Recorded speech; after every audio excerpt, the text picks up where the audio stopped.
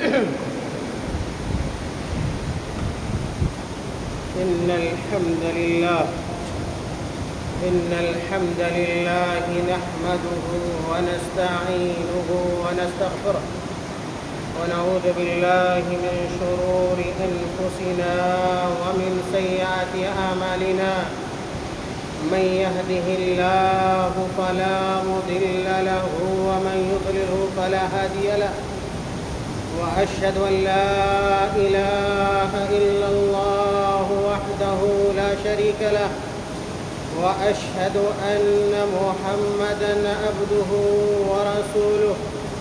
أما بعد، فإن خير الحديث كتاب الله، وخير الهدي هدي محمد صلى الله عليه وسلم، وشر الأمور محدثاتها، وكل محدثة بدعة، وكل بدعة ضلالة، وكل ضلالة في النار. أعوذ بالله من الشيطان الرجيم. بسم الله الرحمن الرحيم. يا أيها الذين آمنوا اتقوا الله حق تقاته ولا تموتن إلا وأنتم مسلمون. يا أيها الناس اتقوا ربكم الذي خلقكم من نفس واحدة، وخلق منها زوجها، وبث منهما رجالا كثيرا ونساء. واتقوا الله الذي تساءلون به والأرحام، إن الله كان عليكم رقيبا. يا أيها الذين آمنوا اتقوا الله وقولوا قولا سديدا يصلح لكم أعمالكم ويغفر لكم ذنوبكم، ومن يطع الله ورسوله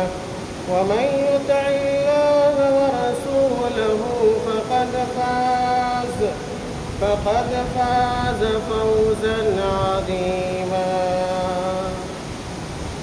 وقال تعالى في مقام آخر: يرفع الله الذين آمنوا منكم والذين أوتوا العلم درجات، والله بما تعملون خبير. وقال النبي صلى الله عليه وسلم: نضر الله امرأ سمع منا حديثا فحفظه حتى يبلغه، فرب حامل فقه إلى من هو أفقه منه، ورب حامل فقه ليس بفقيه. محترم علماء کرام، طلبہ جامعہ امام ابن تیمیہ اور دیگر سامعین حضرات، آج کے خطبہ جمعہ میں آپ طلبہ کے سامنے قرآن و حدیث کی روشنی اور اقوال سلف کے تناظر میں علم اور عمل سے متعلق، تحصیل علم کے طرق سے متعلق کچھ باتیں عرض کی جائیں گی۔ اللہ تعالیٰ سے دعا کریں کہ اللہ تعالیٰ مجھے آپ کے سامنے حق کہنے، اخلاص کے ساتھ علم و عمل کی باتوں کو بیان کرنے اور آپ طلبہ کو پورے اخلاص کے ساتھ علم و عمل کی باتوں کو سننے کی توفیق عطا فرما دے۔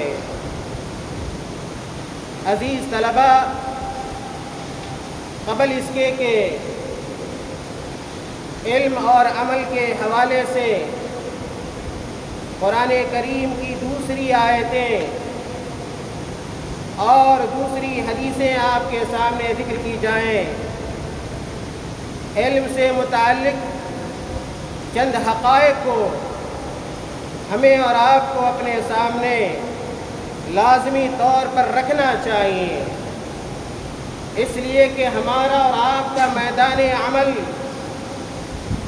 یہ علم ہے اور کتاب و سنت کے مطابق عمل کرنا ہے، یعنی اس علم کے مطابق زندگی گزارنی ہے۔ عزیز طلباء، اگر آپ یہ چاہتے ہیں کہ دنیا کا مقام و مرتبہ آپ کو حاصل ہو جائے، آخرت کی بلندی کو آپ حاصل کر لیں اور دنیا کے اندر اور آخرت کے اندر آپ سرخرو ہو جائیں، آپ نجات پالیں، ہدایت آپ کو حاصل ہو جائے، تو اس کے لیے ضروری ہے کہ آپ علم و عمل کے زیور سے اپنے آپ کو آراستہ اور پیراستہ کریں۔ اس بات کو یاد رکھیں کہ آپ وارثین انبیاء ہیں۔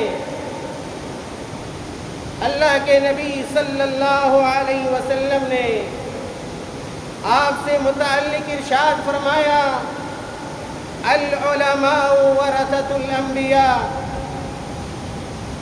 یہ علماء نبیوں کے وارث ہیں، اور انبیاء جب اس دنیا سے جاتے ہیں لم یورثوا درہما ولا دینارا ورثوا العلم، یہ انبیاء اپنی وراثت کے طور پر روپیے پیسے کو چھوڑ کر، درہم اور دینار کو چھوڑ کر یا اس کا کسی کو وارث نہیں بناتے ہیں۔ ورثوا العلم،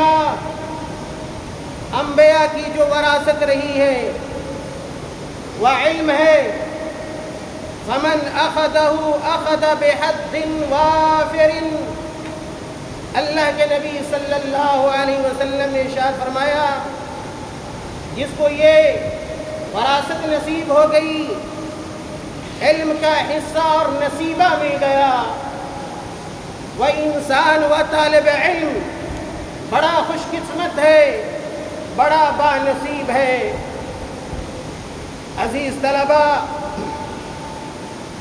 اس وقت دنیا میں اگر کسی چیز کی سب سے زیادہ ضرورت ہے تو وہ علم کی ہے۔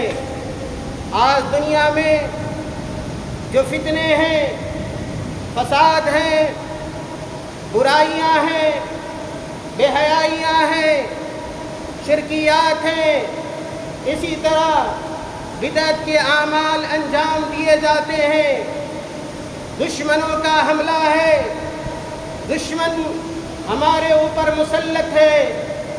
اگر ہم اور آپ اس بات کے خواہاں ہیں کہ دشمن کو ہم زیر کریں، دشمن کو ہم پسپا کریں، مغلوب کریں، حق کی آواز کو دنیا کے اندر بلند و بالا کریں، حق کی آواز کو دنیا والوں تک پہنچائیں، دین کے دشمنوں تک پہنچائیں، شرک کی جگہ توحید کو عام کریں، بدعت کی جگہ سنت کو عام کریں، اس کے لیے ضروری ہے کہ ہم اور آپ علم و عمل سے اپنے آپ کو مزین کریں۔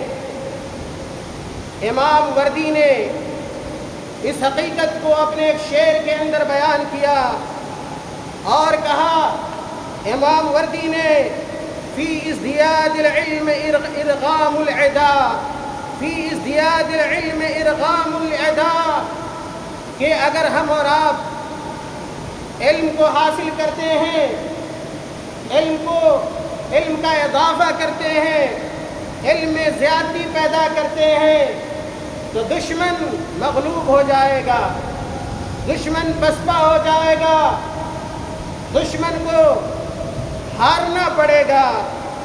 اور دوسرا مصرع امام وردی نے کہا وَجَمَالُ الْعِلْمِ إِصْلَاحُ الْعَمَلِ، یاد رکھیں کہ علم کی خوبصورتی، علم کا حقیقی جمال، علم کا حقیقی حسن میرے بھائیوں عمل کرنے میں ہے، عمل کی اصلاح میں ہے۔ ہم اور آپ علم اس لیے حاصل کرتے ہیں تاکہ ہماری زندگی کے اندر جو کوتاہی پائی جاتی ہے، جو بے عملی پائی جاتی ہے، جو برائیاں در آئی ہیں اور جو برائیاں ہماری زندگی کو نقصان پہنچا رہی ہیں، ان برائیوں کو ہم دور کر لیں، اپنے عمل کی اصلاح کر لیں۔ آپ دیکھیں کہ جب علم کم ہوتا ہے اور علم جب کسی امت سے رخصت ہو جاتا ہے، جاتا رہتا ہے، اس پوری امت کے اندر خلفشار پیدا ہو جاتا ہے اور وہ امت برائیوں کی آماجگاہ بن جاتی ہے، برائیوں کا دورہ ہوتا ہے۔ آپ دیکھیں حضرت موسیٰ علیہ السلام کے زمانے کو کہ جب علم اس امت کے اندر کم ہوا، ہر طرف شیطان کا دورہ تھا اور اللہ رب العالمین کے پیغام سے اور احکام سے دوری تھی، شرک پایا جاتا تھا، بدعت پائی جاتی تھی، برائیوں کا چہار طرفہ میرے بھائیوں حملہ تھا، ساحروں کا، جادوگروں کا دورہ تھا۔ لیکن جب اللہ تعالیٰ نے حضرت موسیٰ علیہ السلام کو نبی بنا کر بھیجا تو موسیٰ علیہ السلام نے علم کی روشنی میں اور اللہ تعالیٰ کے پیغام کے ساتھ جادوگروں کا مقابلہ کیا اور جادوگروں کو پسپائی اختیار کرنی پڑی۔ اللہ تعالیٰ نے قرآن کریم کے اندر ارشاد فرمایا وَأَوْحَيْنَا إِلَى مُوسَىٰ أَنْ أَلْقِ عَصَاكَ فَإِذَا هِيَ تَلْقَفُ مَا يَأْفِكُونَ فَوَقَعَ الْحَقُّ وَبَطَلَ مَا كَانُوا يَعْمَلُونَ۔ فرعون نے جب جادوگروں کو جمع کیا اور موسیٰ علیہ السلام سے مقابلہ شروع ہوا تو جادوگروں نے کہا کہ اے موسیٰ تم پہلے اپنا کرتب دکھاؤ گے یا کہ میں اپنا کرتب شروع کروں؟ موسیٰ علیہ السلام نے کہا کہ تمہارے پاس جو کچھ ہے پیش کرو۔ چنانچہ جادوگروں نے اپنی جادوگری دکھائی جس سے لوگوں نے ڈر محسوس کیا، خوف محسوس کیا۔ لیکن جب اللہ تعالی نے حکم دیا حضرت موسیٰ علیہ السلام کو کہ اے موسیٰ علیہ السلام یہ جو آپ کے ہاتھ میں عصا ہے، یہ لاٹھی ہے، آپ اس کو زمین پہ ڈال دیں۔ جیسے موسیٰ علیہ السلام نے اپنی اس لاٹھی کو زمین پہ ڈالا، وہ لاٹھی اژدہا کی شکل اختیار کر گئی اور جادوگروں کی جو جادوگری تھی اور تماشا تھا اور جھوٹ تھا میرے بھائیوں تشت بام ہو گیا اور جھوٹ نکھر کر سامنے آ گیا اور اللہ تعالیٰ نے اسی کی طرف اشارہ کیا، کہا فوقع الحق، حق غالب ہو گیا۔ میرے بھائیوں عزیز طلبہ، غور کرنے کا مقام ہے کہ یہ حق کو جیت کیسے حاصل ہوئی۔ حضرت موسیٰ علیہ السلام نے فرعون اور ساحروں کو کیسے مغلوب کیا؟ وہ حق کی آواز تھی، وہ اللہ کا پیغام تھا، وہ قرآن کریم نے جس کی طرف اشارہ کیا ہے وہ علم کی روشنی تھی، جس کی وجہ سے جادوگروں کو بھاگنا پڑا، حق کو تسلیم کرنا پڑا اور کہا اللہ تعالیٰ نے وَبَطَلَ مَا كَانُوا يَعْمَلُونَ، جو کچھ ساحروں نے کیا تھا، جادوگروں نے کیا تھا، سب برباد ہو گیا، سب باطل ہو گیا۔ میرے بھائیوں یہ حقائق ہیں جو ایک طالب علم کو علم کے حوالے سے اپنی نگاہوں میں رکھنا چاہیے۔ میرے بھائیوں اور عزیز طلبہ، علم سے متعلق بہت ساری آیتیں، بہت ساری حدیثیں گاہے بگاہے آپ کو سنائی جاتی ہیں۔ میں نے قرآن کریم کی ایک آیت پڑھی آپ کے سامنے، اور اللہ تعالیٰ نے فرمایا اس آیت کریمہ کے اندر یرفع اللہ الذین آمنوا منکم والذین اوتوا العلم درجات واللہ بما تعملون خبیر۔ اس آیت کریمہ کا مفہوم یہ ہے کہ اگر آپ صاحب ایمان ہیں، صاحب اسلام ہے اور محب قرآن و حدیث ہے، اور اسی طرح عالم ہے، طالب علم ہے، عالم باعمل ہے، تو اللہ تعالیٰ آپ کے رتبے کو، آپ کے مقام کو اس دنیا کے اندر بھی بلند کرے گا اور آخرت کے اندر بھی آپ کے رتبے بلند ہوں گے۔ اسی طرح اللہ تعالیٰ نے قرآن کریم کے اندر ارشاد فرمایا وَقُلْ رَبِّ زِدْنِي عِلْمًا۔ اے نبی پاک علیہ السلام، اگر کوئی سوال کرنا ہے اللہ تعالیٰ سے، اگر مانگنا چاہتے ہیں، آپ علم کے بارے میں سوال کیجئے، علم کا مطالبہ اللہ تعالیٰ سے کیجئے۔ عزیز طلبہ، اس آیت کریمہ سے علم کی اہمیت اجاگر ہوتی ہے۔ اسی طرح میں نے کہا دعوت کے لیے، تبلیغ کے لیے، حق کے پرچار و پرسار کے لیے، حق کو بیان کرنے کے لیے، حق کے فروغ کے لیے ضروری ہے کہ آدمی کے پاس علم ہو، خاص طور سے اس زمانے میں جب چار طرف بے راہ روی پھیلی ہوئی ہے۔ اللہ تعالیٰ نے قرآن کریم کے اندر ارشاد فرمایا قُلْ هَٰذِهِ سَبِيلِي أَدْعُو إِلَى اللَّهِ عَلَىٰ بَصِيرَةٍ أَنَا وَمَنِ اتَّبَعَنِي وَسُبْحَانَ اللَّهِ وَمَا أَنَا مِنَ الْمُشْرِكِينَ۔ اس آیت کریمہ کا خلاصہ یہ ہے کہ اگر آپ مبلغ اسلام بننا چاہتے ہیں، خطیب اسلام بننا چاہتے ہیں، داعی اسلام بننا چاہتے ہیں اور طالب علم بننا چاہتے ہیں حقیقی معنوں میں، تو اس کے لیے ضروری ہے کہ آپ کے اندر علم ہو۔ اگر آپ کے پاس علم نہیں ہوگا، کتاب و سنت کی معرفت نہیں ہوگی، آپ داعی اسلام نہیں بن سکتے، آپ مبلغ اسلام نہیں بن سکتے۔ اور اگر آپ نے بلا علم کے دعوت دیا، تبلیغ کا کام کیا، تو بجائے آپ کی دعوت سے امت کو فائدہ ہونے کے اس دعوت سے نقصان ہوگا۔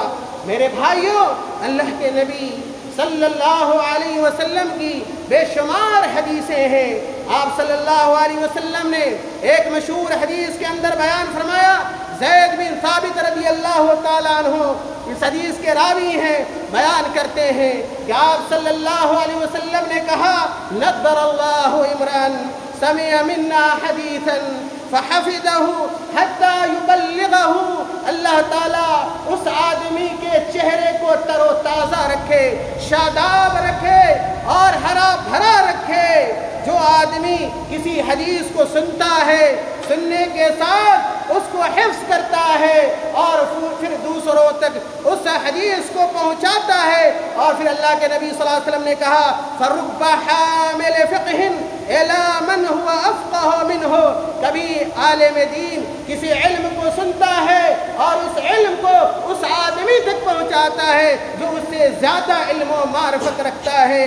وَرُبَّ حَامِلِ فِقْهٍ لَيْسَ بِفَقِيهٍ۔ اور کبھی آدمی کسی علم کو سنتا ہے، علم کو تو حاصل کر لیتا ہے، لیکن اس علم کا درک اور اس کا فقہ اور اس کی فہم اس کے اندر نہیں پائی جاتی۔ میرے بھائیوں، ابو الدرداء رضی اللہ تعالیٰ عنہ نے حدیث کے اندر بیان فرمایا، کہتے ہیں کہ اللہ کے نبی صلی اللہ علیہ وسلم نے ارشاد فرمایا کہ من سلک طریقا یطلب فیہ علما سلک اللہ بہ طریقا من طرق الجنہ۔ اللہ کے نبی صلی اللہ علیہ وسلم نے کہا کہ جو آدمی حصول علم کے لیے نکلتا ہے، اللہ کی اور حصول علم کی راہ میں نکلتا ہے، گویا اللہ تعالیٰ اس کو جنت کے راستوں میں سے کسی راستے پر چلاتا ہے۔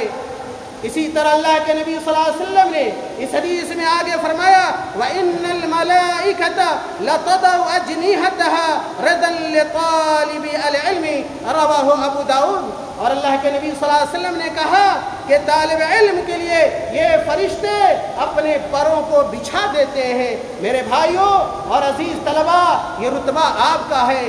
آپ نے جس راہ کو اختیار کیا ہے، جس راستے کو اختیار کیا ہے، وہ راستہ بڑا اعلیٰ ہے، وہ راستہ ایسا راستہ ہے جس کو اختیار کر اور جس پر چل کر آپ وہاں تک پہنچ سکتے ہیں جو ایک انسان کی سب سے بڑی تمنا ہوتی ہے، سب سے بڑی خواہش ہوتی ہے، اور وہ میرے بھائیوں تمنا اور وہ خواہش جنت کا حصول ہے۔ اور یہ فرشتے آپ کے مقام اور مرتبے کو جانتے ہوئے اپنے پروں کو بچھا دیتے ہیں۔ عزیز طلباء، اگر آپ علم حاصل کرنا چاہتے ہیں تو علم حاصل کرنے کے کچھ طریقے ہیں۔ ان طریقوں کو جاننا اور ان طریقوں کو اختیار کرنا نہایت ضروری ہے۔ بڑے ہی اختصار کے ساتھ میں 4 طریقوں کی طرف آپ کی توجہ مبذول کرانے کی کوشش کروں گا۔ واقعی اگر آپ طالب علم بننا چاہتے ہیں، کتاب و سنت کے عالم بننا چاہتے ہیں، تو آپ کے لیے ضروری ہے کہ حصول علم میں آپ کے اندر اخلاص پایا جائے۔